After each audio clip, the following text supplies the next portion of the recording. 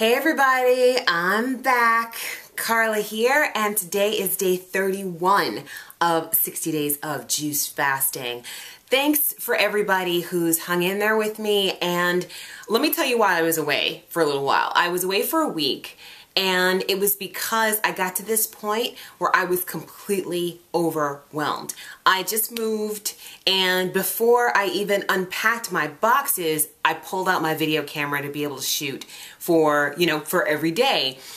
But for those of you who know me, you know I am a type A personality, and those things aren't going to change about me. So I'm all type A, and I'm shooting my videos, I'm trying to do all these different projects, and I hadn't unpacked my house, I hadn't gotten into my routine, and I'm the kind of person who needs a routine. I need a routine to thrive. If I don't have a routine, you can forget it. I'm in the fetal position, under the table, thumb in the mouth. It's just not working.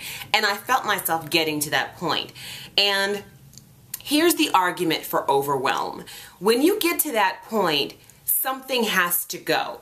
So either the thing that has to go is your eating. It's usually the first thing that goes. Well, I'm busy, things are crazy, I'm stressed, let me just have a burger. And you get a little crazy with it, right?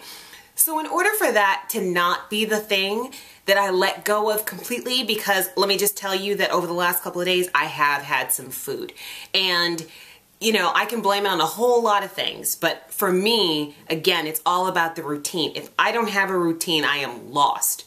So I took the week off of video shooting, and that's just to make sure that I got to that place where I could come back to you and give you quality videos and continue with my juicing, because I, of course, plan to continue with my juicing, and just get myself settled. Because if I'm not that, then I'm half-assing it for all of you, and for myself most importantly.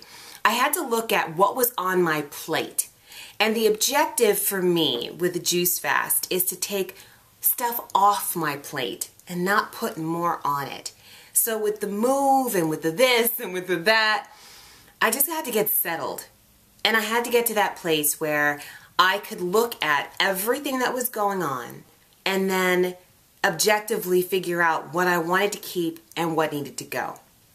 So I was having this conversation last night with my friend Sarah, and she was in the same place last week where, it was finances and this and that, and she just got a new car, and it's a stick, and she doesn't know how to drive a stick, and all these things, and you're like, oh my God, I get so stressed, let me have some pizza. We all get to that point, and I think that the lesson for us is to figure out what happens before we get to that point. Maybe, here's the wall. You see the wall, you're coming up to the wall. What do you need to do to stop yourself before you hit the wall? And get to the place where you can say, okay, I'm stressing.